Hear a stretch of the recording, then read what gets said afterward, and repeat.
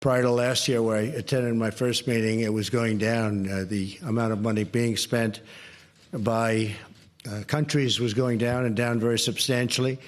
And now it's going up very substantially, and commitments were made. Only 5 of 29 countries were making their commitment, and that's now changed. The commitment was at 2%. Ultimately, that'll be going up quite a bit higher than that. So we made a tremendous amount of progress today. It's been about, at a minimum, they estimate, and they're going to be giving you exact numbers, but since last year, they've raised an additional $33 billion. That's been put up by the various countries, not including the United States. And the United States' commitment to NATO is very strong, remains very strong, but primarily because everyone, the spirit they have, the amount of money they're willing to spend, the additional money that they will be putting up has been really, really amazing to see it. To see the level of spirit in that room is incredible. And I hope that we're going to be able to get along with Russia. I think that we probably will be able to. The people in the room think so, but they nevertheless, they really stepped up their commitment and stepped it up like they never have before. So we took in an additional 33. The number could actually be higher than 40 when they give you the final number. The Secretary General Stoltenberg will be giving those numbers sometime today, probably in his concluding press statement. But we are doing numbers like they've never done before or ever seen before. And you'll be seeing that, and I guess you'll be hearing that a little bit later. Okay, we have our Secretary of State, as you know, and we have John is here. So if you have any questions for the three of us, Mike Pompeo just got back from a third trip, as you know, to North Korea. He's become a true expert on the trips to North Korea, the best way to get there, the best way to get out. And he gets along very well, and he's doing a great job over there. Yes, ma'am. I have a question. Yes. Can you tell us whether or not you warned people that the U.S. would pull out of NATO if they weren't meeting their spending goals? I told people that I'd be very unhappy if they didn't up their commitments very substantially, because the United States has been paying a tremendous amount, probably 90% of the cost of NATO. And now people are going to start, and countries are going to start upping their commitments. So I let them know. Yesterday, actually, I was surprised that you didn't pick it up. It took till today. But yesterday, I let them know that I was extremely unhappy with what was happening. And they have substantially upped their commitment. Yeah. And now we're very happy and have a very, very powerful, very, very strong NATO, much stronger than it was 2 days ago. Yes, ma'am. Yes, hi, how are you? I know, you're very famous on television. Again, about, did you ever at any point say that the U.S., though, might stop engaging with NATO? And do you think that your rhetoric helps NATO cohesion, or are you worried that people might think that the U.S. is going to not be as committed to NATO? There are a lot of people who say they were worried and stressed by what you did yesterday. Well, they were probably worried because the United States was not being treated fairly, but now we are because the commitment has been up so much. So now they are. And I was very firm yesterday. You have to understand, I know a lot of the people in the room. I was here last year. I let them know last year in a less firm manner, but pretty firm, and they raised an additional $33 billion, I think going to $40 billion, but it's $33 billion as of today. And then today and yesterday, I was probably a little bit more firm. But I believe in NATO. I think NATO is very important, probably the greatest ever done. But the United States was paying for anywhere from 70 to 90% of it, depending on the way you calculate. That's not fair to the United States. In addition to that, as you know, we're in negotiations with the EU, and we're going to be meeting with them next week. We've been treated very unfairly on trade. Our farmers have been shut out of the European Union. Now, you could say they're different, but basically, to a large extent, they're the same countries. So I think we're going to be ultimately treated fairly on trade. We'll see what happens. But I can tell you that NATO now is really a fine-tuned machine. People are paying money that they never paid before. They're happy to do it. And the United States is being treated much more fairly. Yes, sir. Yes, sir. NewsHour. Did you win any concessions in your meeting and discussions with the German Chancellor when it comes to German defense spending and also this issue of purchasing energy from Russia? And secondly, what would you say to your critics that say by creating this scene here at NATO, you're only enabling... the additional funds at a level that nobody's ever seen before, I don't think that's helping Russia. I think that NATO is much stronger now than it was 2 days ago. I think that NATO was not doing what they were supposed to be doing, a lot of the countries, and we were doing much more than we should have been doing. Frankly, we were carrying too much of a burden. That's why we call it burden sharing. I was using the term a lot today, burden sharing. We had a fantastic meeting at the end, 29 countries, and they are putting up a lot. Germany is... increased very substantially their time period, and Germany's coming along, and we still have to figure out what's going on with the pipeline, because the pipeline is coming in from Russia, so we're going to have to figure that out. I brought it up. Nobody brought it up but me, and we all are talking about it now, and actually I think the world is talking about it now, maybe more than anything else, but we're going to figure that out. And frankly, maybe everybody's going to have a good relationship with Russia, so there'll be a lot less problem with the pipeline. But to me, that was a very major point of contention. We discussed it at length today. Germany has agreed to do a lot better than they were doing, and we're very happy with that. We had a very good relationship with Angela Merkel. Yes. Mr. President. Yeah, go ahead. Hi, thank you. Margaret Tala from Bloomberg. Yes.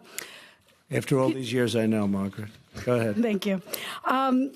Maybe I'm being dense here, but could you just clarify, are you still threatening to potentially pull the United States out of NATO for any reason? And do you believe you can do that without Congress's explicit support and approval? I think I probably can, but that's unnecessary. And the people have stepped up today like they've never stepped up before. And remember the word, $33 billion more they're paying. And you'll hear that from the Secretary General in a little while. He thanked me, actually. He actually thanked me. And everybody in the room thanked me. There's a great collegial spirit in that room that I don't think they've had in many years. They're very strong. So, yeah, very, very unified, very strong, no problem, right? We're in Yes. NATO. Okay. No problem. Mr. President, Jonathan Lemire with the Associated Press. Sure. You have said previously you wanted the countries to step up their spending to 2%. Yesterday, there was a suggestion it might be 4% or perhaps 2% at a much quicker timetable. Yeah. Can you clarify what did they commit to doing? Yeah. Is that satisfactory to you? So what they're doing is spending at a much faster clip. They're going up to the 2% level. Now, you have to understand, some of them have parliaments. They have their own Congresses. They have a lot of things they have to go to. So, they're here as a prime minister, as a president, and they can't necessarily go in and say, this is what we're going to do. But they're going back for approvals. Some are at 2%. Others have agreed definitely to go to 2%. And some are going back to get the approval, and which they will get, to go to 2%. After we're at 2%, we'll start talking about going higher. But I said ultimately we should be, in years in advance, we should be at 4%. I think 4% is the right number. Now, the United States, depending on the way you calculate it, was at 4.2%. And I said, that's unfair. And we have the largest GDP by far, especially since we've increased it by so much since a thing called the election. Our GDP has gone way up. And so the fact that our GDP went way up, that means we're paying for even more, which is very unfair. So I explained that. We will go to much higher than 2% into the future, but right now we're getting people up to 2%, and that'll take place over a fairly short period of time, a short number of years. Okay? Yeah, go ahead. Hi, Tomislav Krasnec from Večernji List, Croatian daily newspaper. We understand your message. Congratulations, by the way. Thank you. Thank you. We understand your message, but some people ask themselves, will you be tweeting differently once you board the Air Force One? Thank you. No, that's other people that do that. I don't. I'm very consistent. I'm a very stable genius. Go ahead. Yeah, go ahead. Thank you, sir. Jeremy Diamond with CNN. How are you? Jeremy.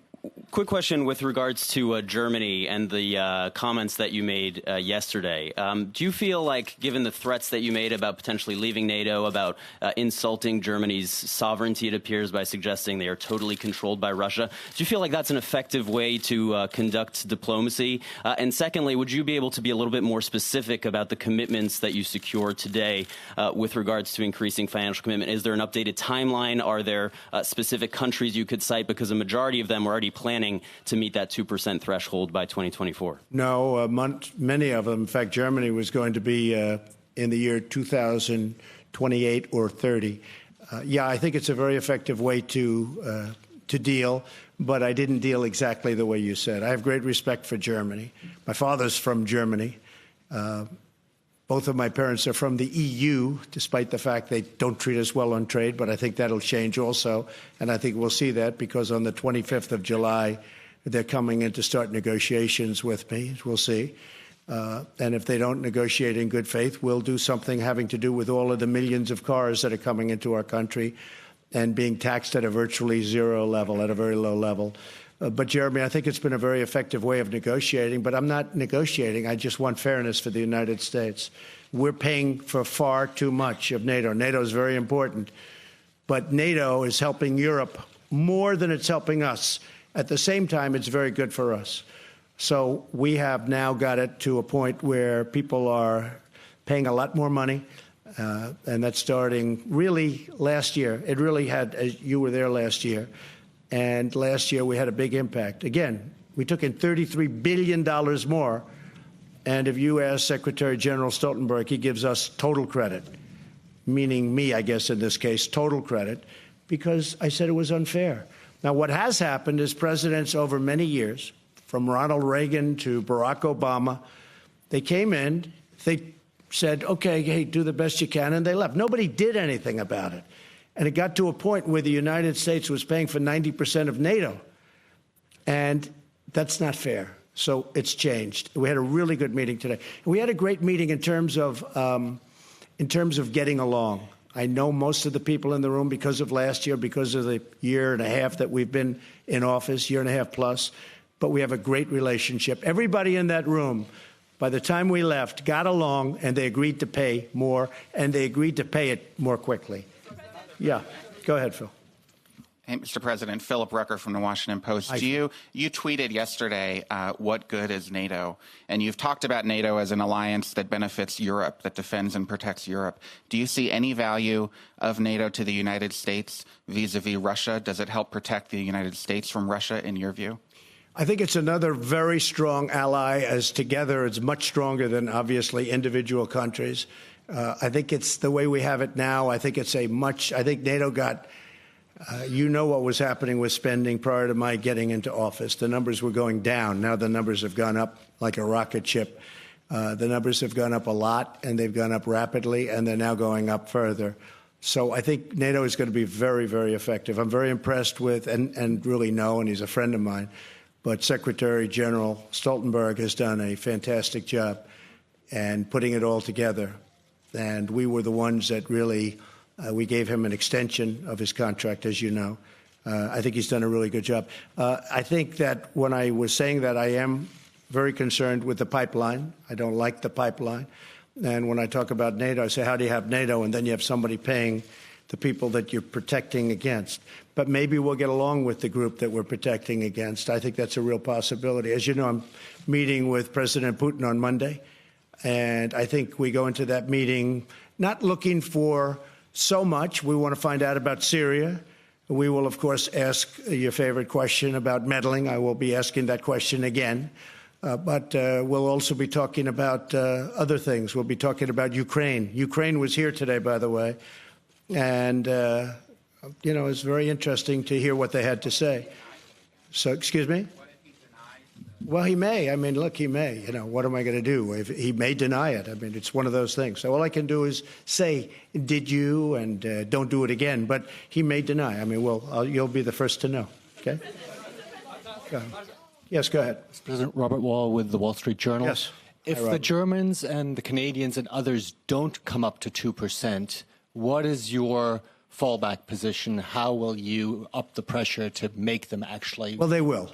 They will. I have no doubt about it. They all made commitments, and they will be up to 2%. It'll be over a relatively short period of years. Okay?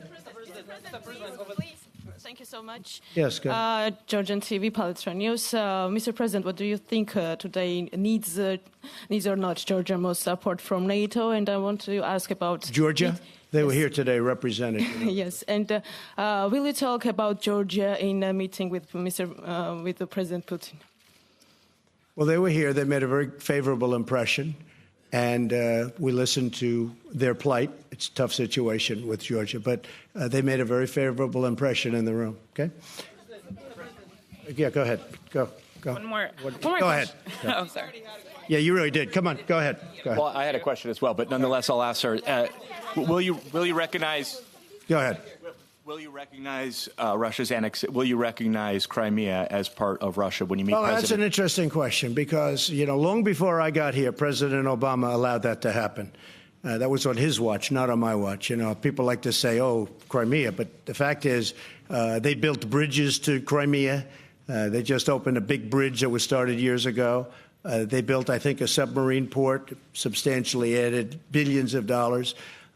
So that was on Barack Obama's watch. That was not on Trump's watch. Would I have allowed it to happen? No, I would not have allowed it to happen. But he did allow it to happen. So that was his determination. What will happen with Crimea from this point on, that I can't tell you. But I'm not happy about Crimea. But again, that was Barack Obama's watch, not Trump's watch. Yeah, go ahead. Sure. Jeff Mason from Reuters, sure. Mr. President. I know, Jeff. Regarding your summit with President Putin, will you be raising arms control issues? Would you like to extend New START? And will you raise concerns about violations of the INF Treaty? Yes. And as a follow-up to the NATO meeting today, will you suggest to him or would you consider stopping military exercises in the Baltic states if that's something that he requests? Well, perhaps we'll talk about that. But I will say that we are going to be talking about those three issues and many more. We'll be talking about it, Jeff. Okay? Go ahead. Go ahead. Ivo Caizzi, Corriere della Sera. We are in the NATO headquarters that costed almost the double as planned before. I would like to know if you are planning to guarantee the taxpayers that the new money that is flowing into NATO will be spent in the best possible way, especially the money coming from countries that have several problems with the public finances. Well, the money will be spent properly. And one of the things that we have many wealthy countries with us today, but we have some that aren't so wealthy. And they did ask me if they could buy the military equipment and could I help them out? And we will help them out a little bit. We're not going to finance it for them, but we'll make sure that they're able to get payments and various other things so they can buy.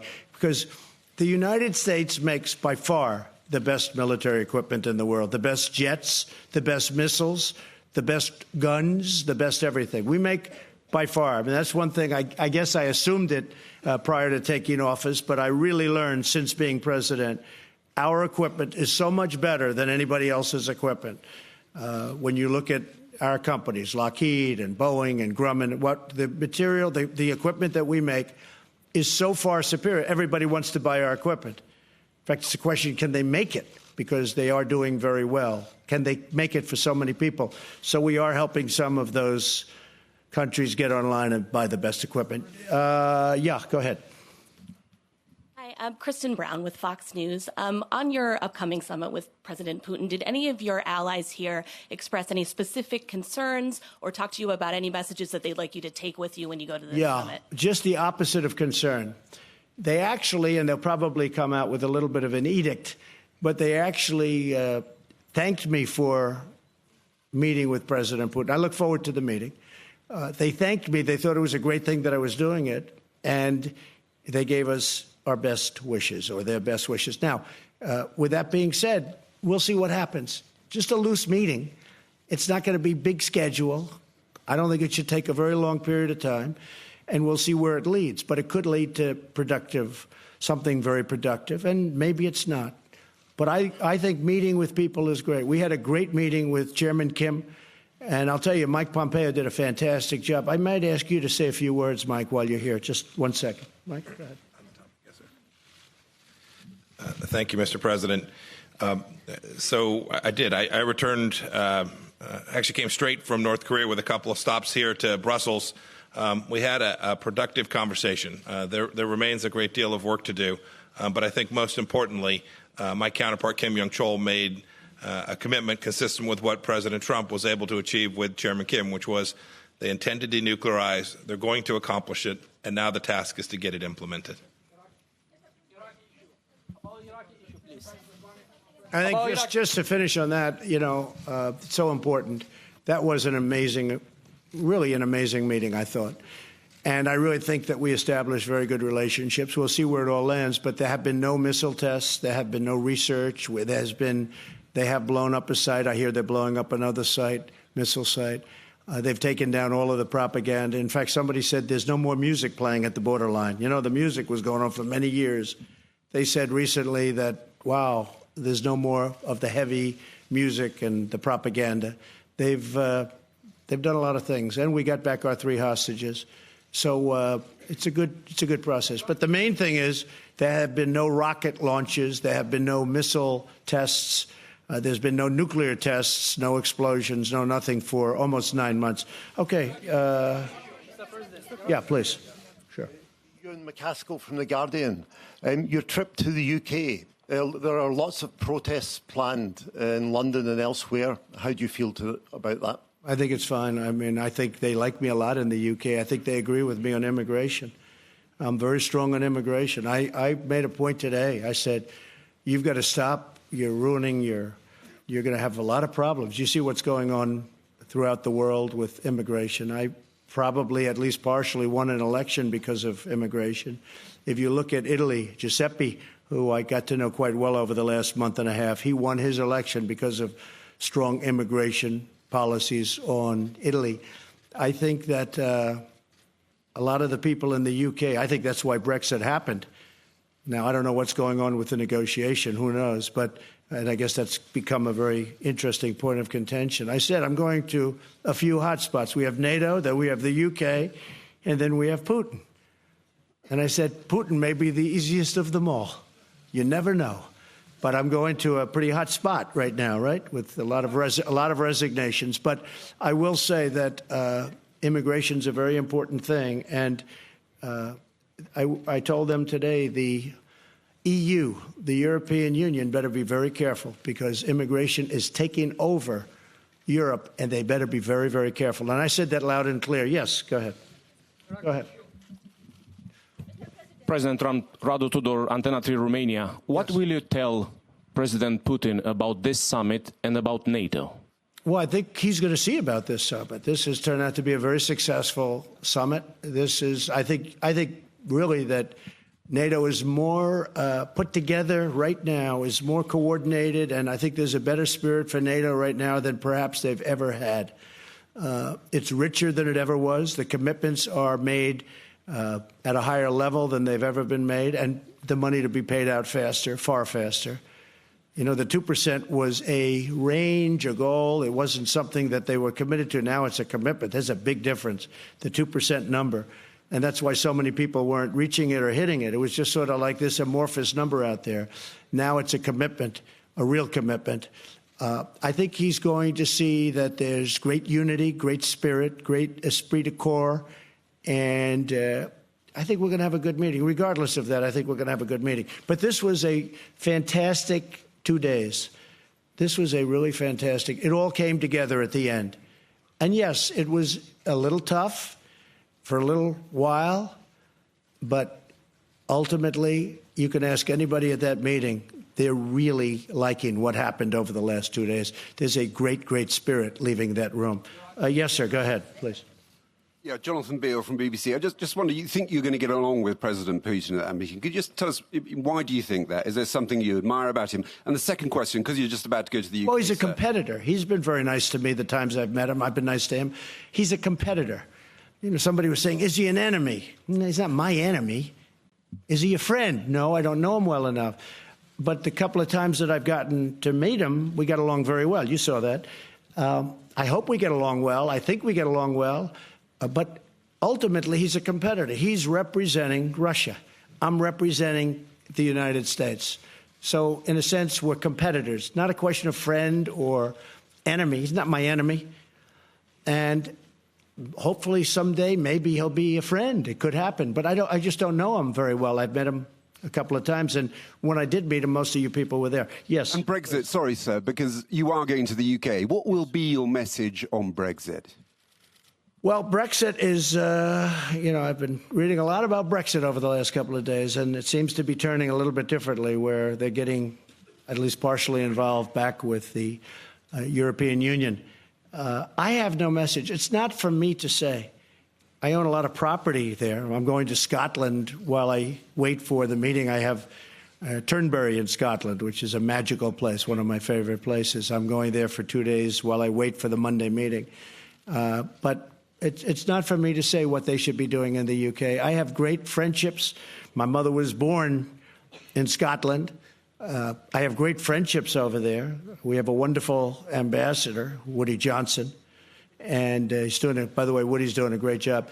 But it's not for me to say. I'd like to see him be able to work it out so it could go quickly, whatever they work out. Is it heartbreaking? Hard Brexit. Oh, hard Brexit, I see. Nothing about Iraq. I thought you said it was heartbreaking.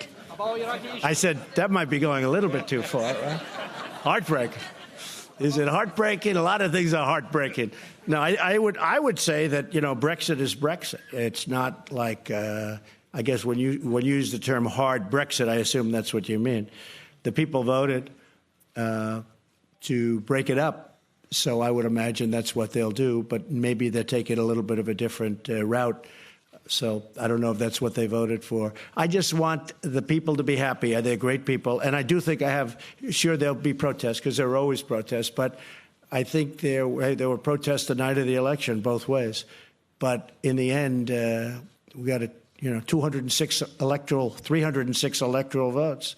And one state that, is interesting, one of the states we won, Wisconsin. I didn't even realize this until fairly recently.